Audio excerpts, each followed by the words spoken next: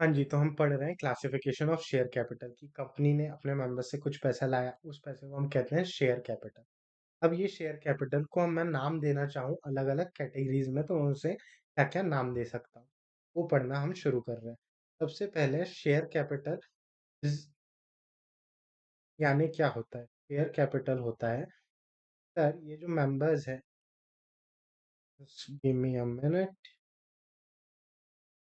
हाँ जी, सर ये जो मेंबर्स हैं, ये कंपनी में पैसा ला रहे हैं, इसी कॉमन स्टॉक को मैं नाम देता हूँ शेयर कैपिटल का। अब ये जो शेयर कैपिटल है, इसके कुछ हिस्से हो सकते हैं।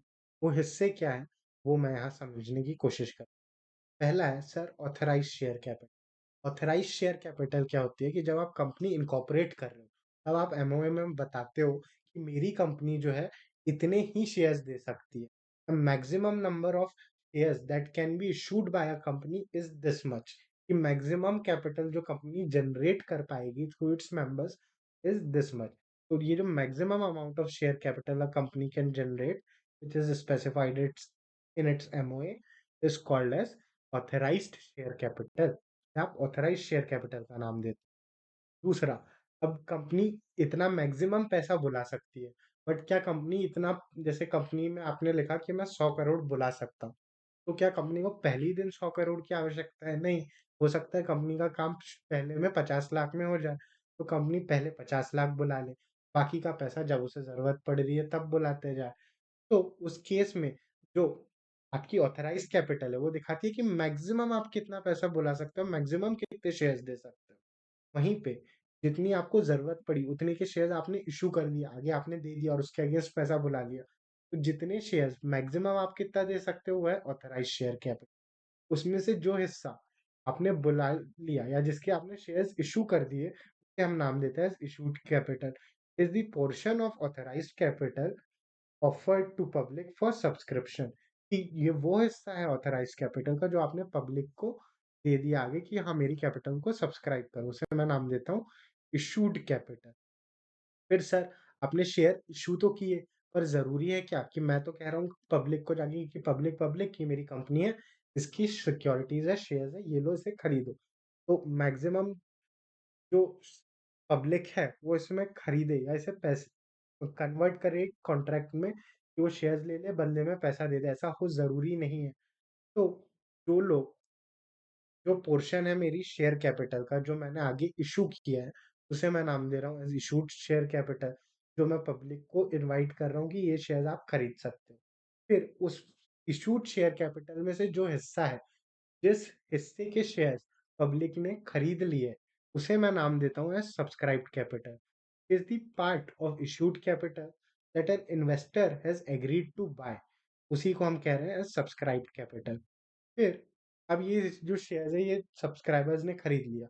अब उसके अगेंस्ट मुझे पैसा बुलाना है, तो उस सब्सक्राइब्ड कैपिटल में जितने शेयर्स गए होंगे, अब मुझे जैसे-जैसे ज़रूरत लग रही है मैं पैसा बुलाता हूँ। तो मैं पैसा बुला रहा हूँ अपने मेंबर्स से, उसी को मैं नाम देता हूँ एज़ कॉल्ड अप कैपिटल। मतलब कि क्या it is the part of subscribed capital कि मैंने कुछ शेयर्स आगे बेचे थे, वो इश्यू किए खे गए, वो मेरे ऑथराइज़्ड शेयर कैपिटल का हिस्सा था, मैं उन्हें आगे बेच रहा था, फिर मैं उसे इश्यूड शेयर कैपिटल कह रहा हूँ। फिर उस इश्यूड शेयर कैपिटल को पब्लिक ने सब्सक्राइब किया है, खरीदा है, इसलिए मैं उसे सब्सक्राइब्ड कैपिटल कह रहा हूँ। फिर उस सब्सक्राइब्ड कैपिटल को पब्लिक ने तो शेयर्स ले लिया, अब मुझे पैसा चाहिए, तो मैं उनसे उस सब्सक्राइब्ड कैपिटल का कुछ हिस्सा, कुछ पैसा बुला रहा हूँ, तो मैं उसे नाम दे रहा हूँ is called up capital का. It is the part of subscribed capital that the company has demanded from its shareholders. अब मैंने कंपनी ने शेयर होल्डर से पैसा बुलाया। अब हर शेयर कै होल्डर पैसा दे दे ऐसा ज़रूरी तो नहीं है। कुछ शेयर होल्डर्स डिफ़ॉल्ट भी कर सकते हैं। तो ये जो पैसा मैंने बुलाया ये 100% में आ जाए ज़रूरी नहीं है। मान लीजिए 90% ही आया। तो ये जो 90% पैसा आया उसे मैं क्या नाम देता हूँ? उसे मैं नाम देता हूँ पेड अप कैपिटल कि the actual amount that is paid by shareholder in response to calls made by the company कि कंपनी ने पैसा बुलाया और उसके अगेंस्ट जो शेयर होल्डर ने पैसा दे दिया, उसे मैं नाम देता हूँ पेड अप शेयर कैपिटल। तो सर इसमें मुझे 2 चीज़ें बताइए ना कि जो पैसा कंपनी ने नहीं बुलाया, उसे मैं क्या नाम देता हूँ?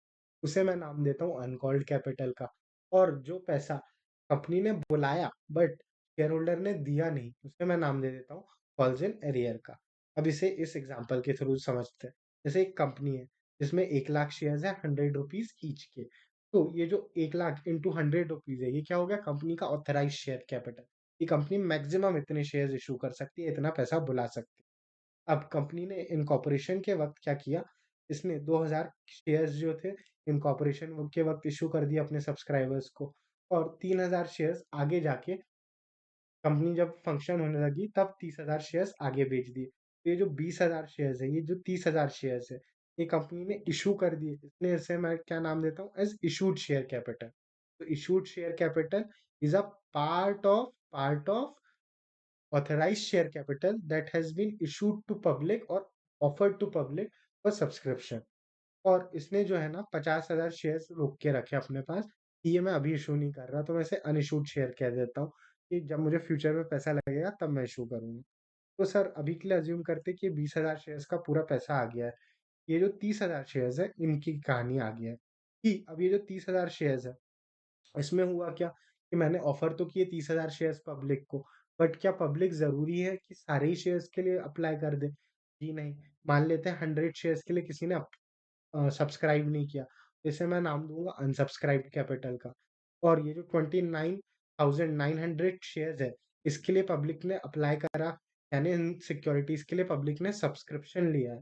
तो ये जो हिस्सा है इशूड शेयर कैपिटल का, जिसको पब्लिक ने एक्सेप्ट किया है, उसे, या इन्वेस्टर ने एक्सेप्ट किया है, उसे मैं नाम दे देता हूँ सब्सक्राइब्ड कैपिटल। फिर ये जो सब्सक्राइब्ड कैपिटल है, मान लेते हैं आपका एक शेयर जो है वो है ऑफ रुपीज 100 ईच। एक शेयर है ऑफ रुपीज 100 ईच। कितने का है सर? एक शेयर है रुपीज 100 का। तो अब मैंने ये जो, मुझे 100 रुपीज की आवश्यकता है नहीं, मुझे अभी सिर्फ जरूरत है 50 रुपए की। मैंने 50 रुपए अपने जो सब्सक्राइबर्स थे उनसे बुलवा लिए। ये जो 50 रुपए मैंने बुलवाए हैं ना सर, इसे मैं नाम देता हूँ कॉल्ड अप कैपिटल का। और इस 50 रुपए के अगेंस्ट जितने शेयर होल्डर्स थे, उसमें से 29,900 शेयर होल्डर्स है टोटल में, उसमें से 29,000 शेयर होल्डर्स ने 50 रुपए मुझे दे दिए। मैं उसे नाम देता हूँ पेड अप कैपिटल का। वहीं 900 शेयर होल्डर्स ने वो पैसा मुझे नहीं दिया, तो उस पे मैं नाम देता हूँ कॉल्स एंड एरियर का।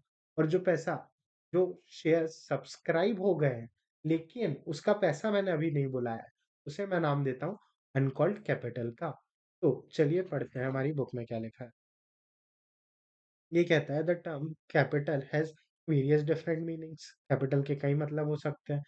The one thing that economics one economist to another accountant still another businessman and lawyer, कि इकोनॉमिस्ट उसे अलग इंटरप्रिटेट करे, अकाउंटेंट अलग करे, बिजनेसमैन लॉयर अलग अलग करे।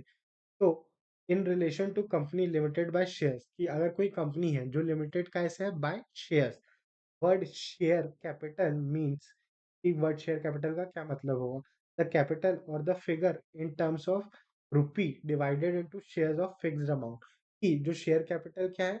कंपनी की शेयर कैपिटल है, कंपनी का कॉमन स्टॉक है जो रुपीज में दिया गया है, जिसे आप डिवाइड कर रहे हैं इंडिविजुअल शेयर्स में, और वो शेयर्स एक फिक्स डिनोमिनेशन के हैं।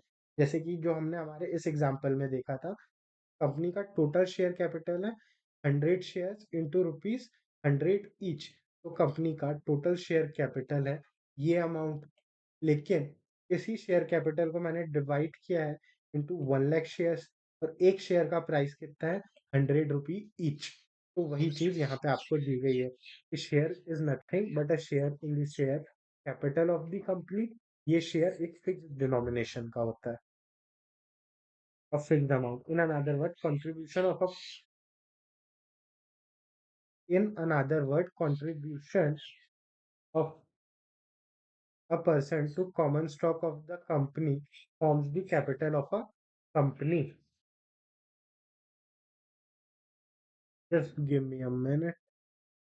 The, uh, the proportion of the capital to which the member is entitled is his share, की जो कंपनी के कैपिटल का हिस्सा जिस पे मेरा हक है, मैं एंटाइटल्ड हूँ, उसे मेरा शेयर कहेंगे।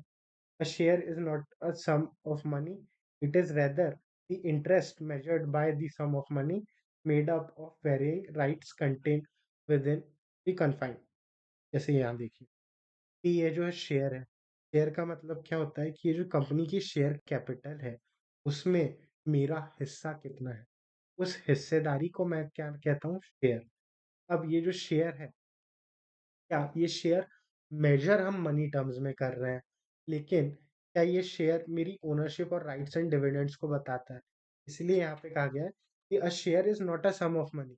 इस शेयर को हम जरूर कह रहे हैं कि एक शेयर 100 रुपए का है, लेकिन शेयर वो 100 रुपए नहीं है। समझ रहे हैं? It is rather the interest measured by the sum of money. यानी कि उस 100 रुपए के बदले मुझे उस कंपनी में कितने वोटिंग राइट्स मिल रहे हैं, मुझे क्या क्या राइट्स मिल रहे हैं, कितनी ओनरशिप मिल रही है उस कंपनी में, उसे मेजर कर रहा है। वो जो ओनरशिप या राइट्स या जो फायदे मुझे उस कंपनी में मिल रहे हैं, उस चीज को रिप्रेजेंट करता है एक शेयर। और उस शेयर की हम वैल्यू निकालने के लिए उसे एक सम ऑफ मनी से डिनोट करते हैं। लेकिन वो शेयर उस सम ऑफ मनी के इक्विवेलेंट हो, ये जरूरी नहीं है। विच इन सिंपल टर्म्स अगर मैं आपको कहना चाहूँ बहुत ही सिंपल टर्म्स में, एक शेयर जो है वो कंपनी में मेरी हिस्सेदारी को दर्शाता है कि मेरे पास अगर कंपनी का शेयर है, मतलब मैं कंपनी में कुछ ओनरशिप रख रहा हूँ, वो हिस्सेदारी, वो वोटिंग पावर कितना है, वो चीज दर्शाता है मेरा एक शेयर। अब आगे बढ़ते हैं। In the domain of company law the term capital is used in following senses. कि कैपिटल किस किस नाम से जाना जा सकता है? पहला, नॉमिनल, ऑथराइज्ड या रजिस्टर्ड कैपिटल। क्या क्या? नॉमिनल, ऑथराइज्ड या रजिस्टर्ड कैपिटल। ये जब भी आप बात कर रहे हैं, आप एक ही शेयर कैपिटल को रेफर कर रहे हैं। The form of capital has been defined under section 2 clause 8 of the Companies Act 2013। Authorised capital, nominal capital means such capital authorized by memorandum of company, कि कंपनी के मेमोरेंडम ने इसे authorise किया है to be the maximum amount of share capital of the company. की एक company का maximum share capital कितना हो सकता है जो उसके मेमोरेंडम में लिखा गया है, उसे हम नाम देते हैं ऑथराइज या नॉमिनल कैपिटल का। thus it is the sum stated in the memorandum of the company as the capital of the company with which it is to be registered, being the maximum amount which it is authorized to raise by issuing shares। आप maximum share दे के कितना पैसा उठा सकते हो, उसी चीज को हम कह रहे हैं as nominal share capital, upon which it pays stamp duty. अब ये जो ऑथराइज शेयर कैपिटल है, इसके अगेंस्ट आपको स्टैम्प ड्यूटी देनी पड़ती है।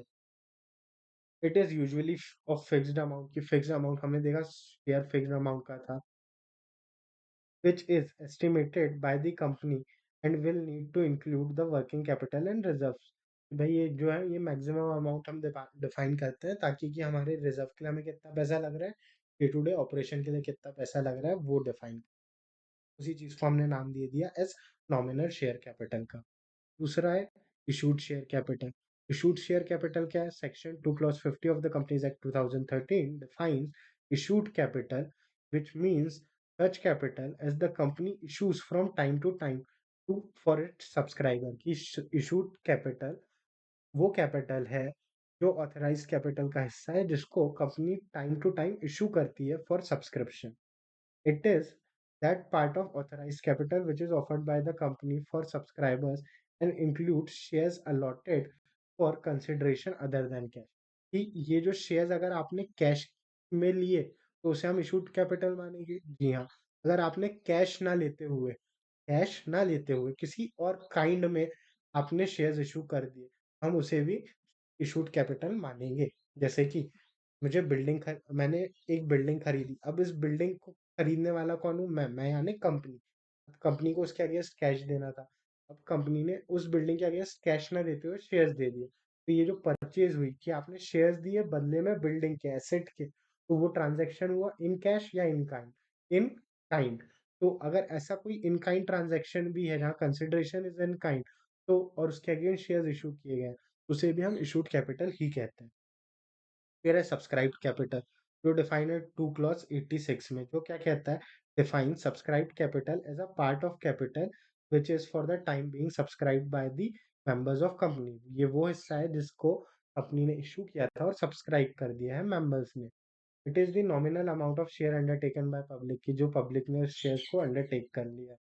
वेदर एनी नोटिस और एडवर्टीजमेंट और other official communication or any business letter, bill head letter of paper of the company state authorized capital. The subscribed capital, paid up capital must also be stated in equally conspicuous characters. A default in this regard will make the company and every officer in default liable to pay penalty of rupees 50,000 and 5,000 respectively. ये क्या कह रहा है कि sir आपकी company है, उसने कुछ शेयर्स इशू किए, इशू के लिए पब्लिक को दिए। अब पब्लिक ने उस शेयर का इशू सब्सक्राइब कर लिया, एक्सेप्ट कर लिया। तो ये जब पब्लिक ने इन शेयर्स को एक्सेप्ट किया है, तो अगर कंपनी का कोई भी डॉक्यूमेंट हो, चाहे वो कोई नोटिस हो, एडवर्टाइजमेंट हो, कोई ऑफिशियल कम्युनिकेशन हो, या बिजनेस लेटर हो, या बिल हेड हो, जिसमें कंपनी बता रही है कि हमने इतनी हमारी इतनी ऑथराइज्ड शेयर कैपिटल है, हम मैक्सिमम इतने शेयर्स इशू कर सकते हैं, में से इतने शेयर सब्सक्राइब हो गए हैं, इतने शेयर्स पे पैसा आ गया है, पेड अप कैपिटल है। तो ये सारी चीज़ें आपको साफ-साफ शब्दों में लिखनी चाहिए ताकि वो क्लियरली रीडेबल रहे, ताकि इन्वेस्टर पढ़ सके और जान सके कि कंपनी की ऑथराइज्ड शेयर कैपिटल कितनी है, इशूड कितनी है, कितना सब्सक्रिप्शन हुआ है, कितना पैसा कंपनी के पास आ चुका है। ये चीज़ आपको अगर कहीं पे भी आप शेयर कैपिटल की डिटेल्स देते हैं, क्लियरली मेंशन करनी पड़ती है और अगर आपने ऐसा नहीं किया तो सर पेनल्टी लगेगी। कितने की? 10,000 की कंपनी को और 5,000 की ऑफिसर इन डिफॉल्ट को। उसके बाद called up capital. Called up capital section 2 clause 15 है जो डिफाइन करता है कॉल्ड अप कैपिटल को as a part of capital which has been called for payment कि जिसे कंपनी ने बुला लिया है पेमेंट के लिए। It is the total amount called upon the shares issued कि शेयर के अगेंस्ट जो पैसा बुलाना था उस पैसे का कितना हिस्सा कंपनी ने बुला लिया है। मान लीजिए एक शेयर है ₹100 का, कंपनी ने ₹50 बुला लिया है, तो ये जो ₹50 वो कॉल्ड अप कैपिटल है। दूसरा है paid up capital. It is the total amount paid और credited as paid up capital on shares issued.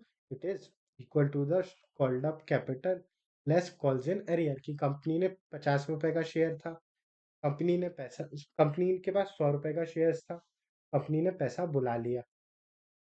अब ये जो कंपनी ने पैसा बुलाया, ये जो शेयर है सब्सक्राइब्ड कैपिटल, इससे कंपनी के पास पैसा बुला लिया, तो वो बन गया कॉल्ड अप कैपिटल। अब इस कॉल्ड अप कैपिटल का जो पैसा आ गया, वो बन गया पेड अप कैपिटल और जो पैसा नहीं आया, वो बनता है मेरा कॉल्स इन एरियर। तो ये जो चीज़ है, ये वहीं पे यहाँ पे आपको सेम चीज़ दी गई है कि paid up capital is the total amount credited और paid up on the share issue. Paid up capital वो है जो कंपनी ने बुलाया और कंपनी के पास आ गया। It is equal to called up capital, ये इक्विवेलेंट है कॉल्ड अप यानी मैंने कितना बुलाया माइनस लेस यानी कि मैंने कितना बुलाया और कितना कॉल्स इन एरियर होगा कि कितना नहीं आया। तो total amount called minus calls in arrears is equal to paid up capital. तो इसे यहीं पे रोकते हैं। अब अगली सेशन में हम बात करेंगे अबाउट शेयर्स।